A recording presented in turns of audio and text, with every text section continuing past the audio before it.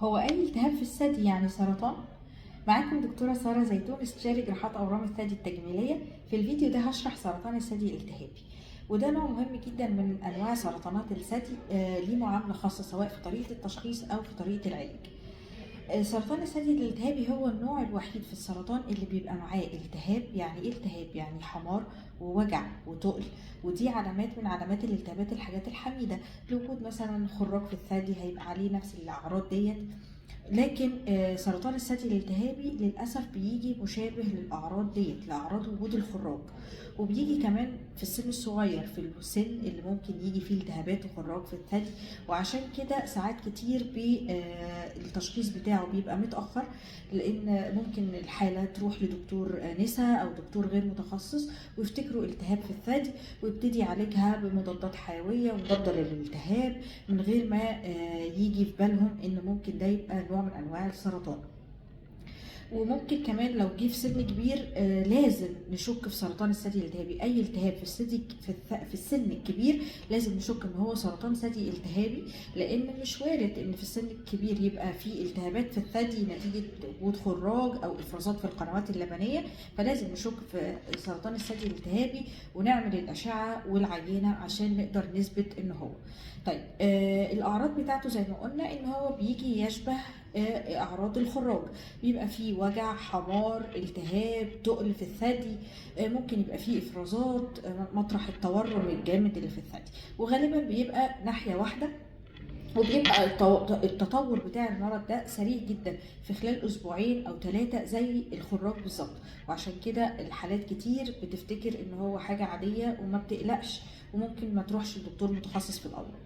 طيب لما بيجي لنا الحاله في التهاب في الثدي لازم نشك في دوت، ونقدر نعمل سونار لو هي اقل من سن ال40، وسونار وماموجرام لو هي فوق سن ال40. لو طلع السونار والماموجرام ما فيهوش كتله، برضو ده ما يستبعدش وجود السرطان الالتهابي، لان هو ممكن يجي في هيئه تورم والتهاب في الجلد وحمار فقط لا غير، من غير اي كتله في الثدي. وبالتالي بناخد العينه من الجلد، او بناخد لو في غدد لمفاويه متضخمه بناخد من الغدد اللي تحت البطء العينه بتاعتنا.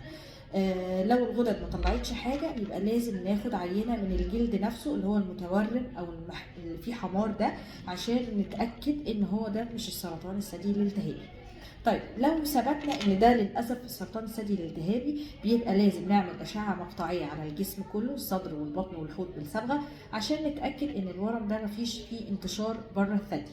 ولازم النوع ده بعد ما نعمل طبعا العينه وتحليل دلالات الهرمونات بتاعه، لازم بناخد فيه العلاج الكيماوي الاول قبل الجراحه. استحاله ان احنا ندخل نعمل جراحه في سرطان الثدي الالتهابي قبل ما ناخد الكيماوي.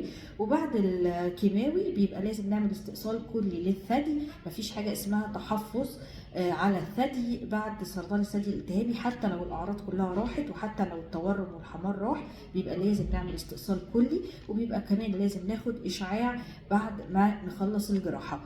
سرطان الثدي الالتهابي نوع سريع، نوع مش زي بقيه الاورام، مش بنعمل فيه اي تغيرات في الجراحه، ان احنا ممكن لو الورم خف او صغر ان احنا نحافظ على الثدي. لا، سرطان الثدي الالتهابي نوع تاني بيتعامل لوحده، وكمان ما بينفعش نعمل فيه اعاده بناء في نفس التوقيت.